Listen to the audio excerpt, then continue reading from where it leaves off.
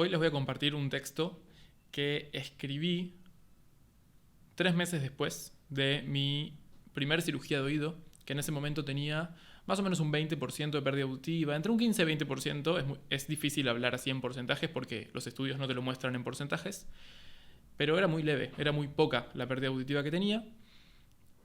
Pero bueno, no sé, yo tuve la necesidad de tener una audición al 100% y tener la mejor audición, entonces me operé para restablecer esa poca pérdida y después terminé perdiendo casi toda la audición. Me quedó una especie de 5% de audición, algo muy poco relevante en ese oído, en esa cirugía que salió mal, que más adelante vamos a hablar un poco más de qué es lo que salió mal. Pero bueno, escribí esto 3 meses después de esa cirugía. Yo tenía 15 años, que esa cirugía fue el 17 de marzo del 2016. Y dice así lo que escribí. El 16 de marzo, a las 8 aproximadamente, mi familia y yo nos sentamos alrededor de la mesa como una cena normal, pero esta vez más temprano, porque yo tenía que estar en ayunas para el día siguiente. Comimos milanesas con ensalada que hizo mi mamá. Terminamos de comer y me tomé los antibióticos, mucolíticos y los remedios que tenía que tomar. Subí, me entré a bañar y después me lavé los dientes para irme a dormir. Me dormí muy rápido. Ese día había ido al colegio y estaba cansado. Al otro día me despertó mi papá. Me cambié, me lavé los dientes y nos fuimos al sanatorio con mis papás y mis hermanos. Llegamos y mi papá nos dejó en la puerta y se fue a estacionar. Nos sentamos con mi mamá y mis hermanos en la sala de espera y cuando llegó mi papá de estacionar, me preparé con mi mamá y fuimos al sector de admisión a firmar los consentimientos y algunos papeles más. Me dieron una pulsera y me llevaron a la habitación.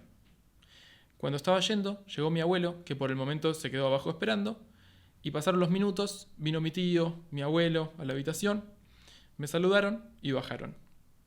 Vino el anestesista, se presentó, y cuando se fue, vino la enfermera a medirme, a pesarme, que también me dio ropa de quirófano, una bata, camisolín y unas pantuflas. Le di mi celular a mi hermana para que lo guarde, para que me lo tenga, y me fui al baño a cambiarme. Me puse el camisolín, y cuando me fui a poner las pantuflas, no me entraban, y eran las más grandes que tenían. Así que me puse la bata y salí a sentarme con todos de vuelta, que estaban ahí en la habitación. Unos minutos antes de las 8 de la mañana, subimos con mi familia hasta una puerta en donde ellos se quedaron y yo seguí con mi papá. En un momento, mi papá se fue por otro lado, con quien le iba a dar ropa de quirófano para él, y yo me quedé hablando con el cirujano y con el anestesista. Llegamos al quirófano a las 8 de la mañana, como tenía que ser, todo blanco y bien iluminado, tal cual en las películas. Me senté en la camilla y cuando volvió mi papá, me acosté. El anestesista le preguntó a mi papá si empezábamos y él le dijo que sí.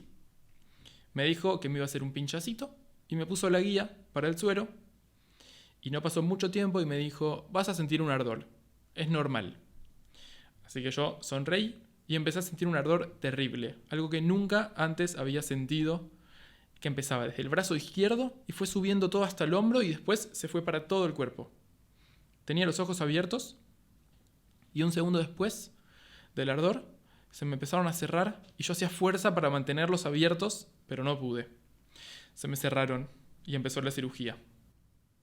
Desde ese ardor yo creo que estuve 5 segundos despierto. Más no, pero no tengo idea. Y al parecer, de pronto, había terminado la cirugía. Ya me habían despertado. Vi a mi tío con un ambo que me agarró la mano y me dijo algo así como, ya está.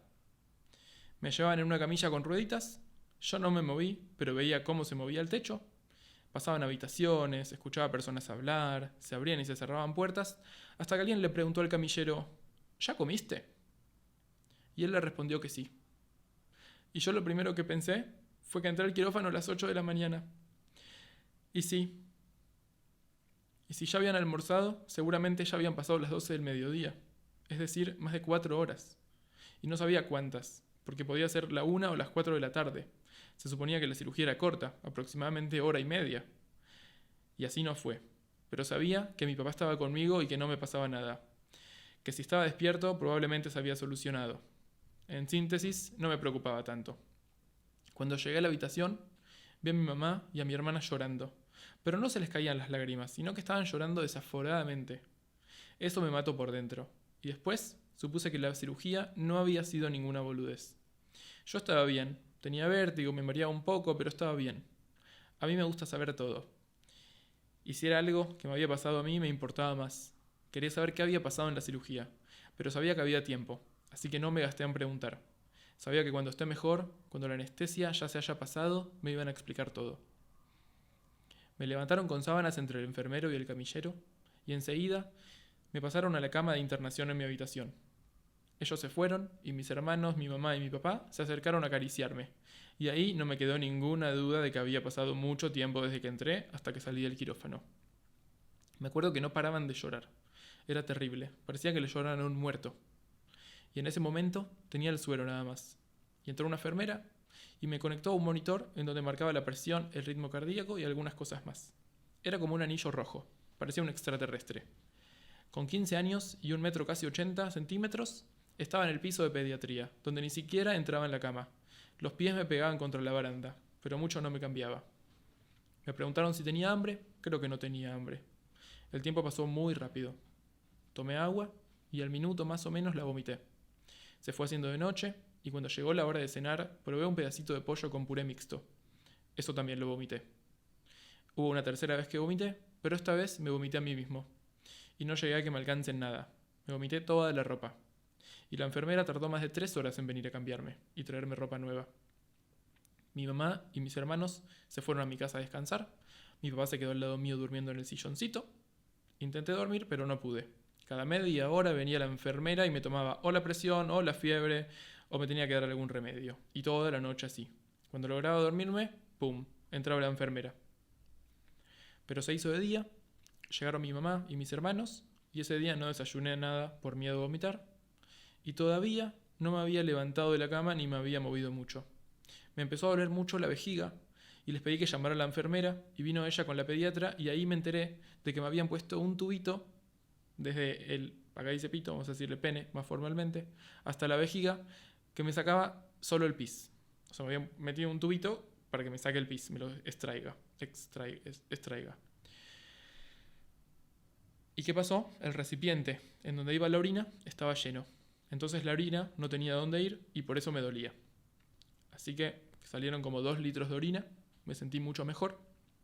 Y unas horas después, me parece, no tenía mucha noción del tiempo, vino la pediatra, el jefe de terapia intensiva, una enfermera y el cirujano.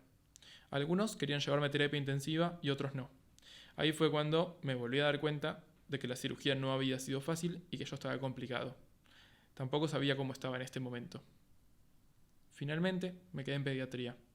Estaba toda mi familia con los profesionales que dije antes y le pedí a mi familia si se podía ir, y yo quedarme con los médicos y las enfermeras. Me puse a hablar con ellos y una de las cosas que le dije era que me hacía muy mal ver a mi familia llorar por mí, que por eso quería que salgan un segundo. Para mí no era tan grave lo que pasaba como para ellos. En un momento me empezaron a hacer cosquillas para que me tranquilice y el corazón lata más rápido. Ellos se fueron y entró mi familia. A las 12, más o menos, me trajeron la comida, unos ravioles con un jimmy de postre, y comí los ravioles, despacito para no vomitarlos, y así fue. No los vomité. Eso me puso más contento. Y después me comí el jimmy, que estaba riquísimo, mientras los demás se terminaban los ravioles. Casi que digo que es la primera vez que leo este texto sin llorar, pero me emocioné un poquito. Al principio es medio movilizante. No sé si quiero seguir hablando después de este texto, pero nada, era simplemente compartir un poco lo que yo escribí hace muchos años, lo escribí en el 2016, ahora estamos en el 2023, y me parece que está bueno rescatar también un poco cómo yo lo viví de otra manera, el mundo no se me estaba cayendo, sino que mi familia se estaba cayendo, entonces eso hacía que yo me caiga. Así que creo que queda muy evidente la importancia, ¿no?, y el rol de quienes acompañan y de quizás entender y ver lo que manifiesta la otra persona. Que quizás a mí me podrían haber festejado que estaba vivo y que salí bien y todo, en vez de quedarse con que había perdido un oído en esa cirugía. Pero bueno, somos personas, cada uno elige actuar y elige comportarse y seguir y expresarse y pensar de una manera, y tampoco vamos a estar culpándonos y eligiendo cómo hacer, cómo proceder, pero hay una realidad y es que está bueno también ver cómo el otro se lo toma y cómo el otro la pasa, porque nosotros absorbemos el ambiente. Y si el ambiente es llanto y tristeza, vamos a absorber y crecer y pensar con llanto y tristeza. Así que muy claramente lo dije y lo leí en este texto, de que en un momento necesité que mi familia se vaya porque no paraban de llorar y porque mi hermana me pedía permiso para ir a entrenar con el club que juega al hockey. Y mirá, si yo te voy a dar permiso, no me puedo ni levantar de la cama. Así que nada, eso claramente es una muestra de amor desde mi hermana, de querer acompañarme y estar conmigo y que yo esté con ella. Pero nada, yo en ese momento no era tan consciente y está bueno pensarlo y ver, aunque también estoy viendo algo muy difícil. También está bueno seguir la intuición y el amor que uno tiene por su familia, por sus amigos y por quien lo rodean, pero bueno, no siempre. Yo hoy lo veo como que eso eran muestras de amor. En su momento necesitaba un poco de paz y menos llanto alrededor mío.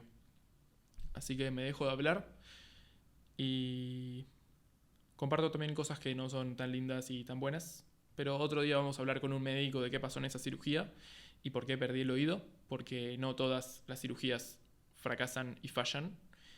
Eh, Así que cortando con tanta dulzura, me pueden seguir en Instagram como @hipoacúsico, en TikTok también, en YouTube también.